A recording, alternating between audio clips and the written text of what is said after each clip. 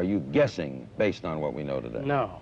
All of these things can be built with what we know today. It would take 10 years to change the surface of the earth, to rebuild the world into a second Garden of Eden.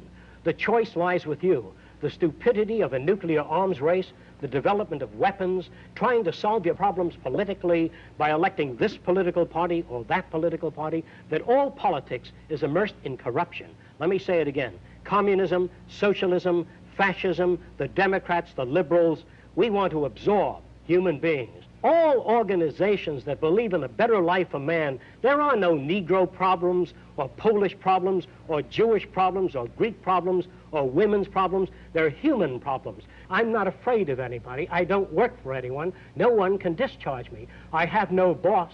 I am afraid to live in the society we live in today. Our society cannot be maintained by this type of incompetency. It was great, the free enterprise system, about 35 years ago. That was the last of its usefulness.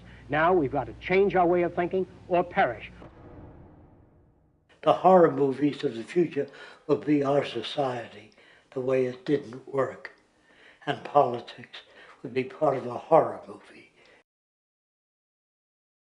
Lots of people today use the term cold science because they're analytical, and they don't even know what analytical means. Science means closer approximations of the way the world really works. So it's telling the truth is what it is. A scientist doesn't try to get along with people. They tell them what their findings are. They have to question all things. And if some scientist comes up with an experiment that shows certain materials have certain strength, other scientists have to be able to duplicate that experiment and come up with the same results.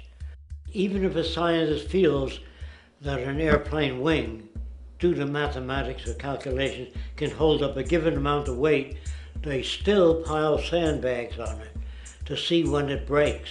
And they say, you know, my calculations are right, or they're not correct. I love that system because it's free of bias and free of thinking that math can solve all the problems. You have to put your math to test also. I think that every system that can be put to test should be put to test, and that all decisions should be based upon research. A resource-based economy is simply the scientific method applied to social concern, an approach utterly absent in the world today.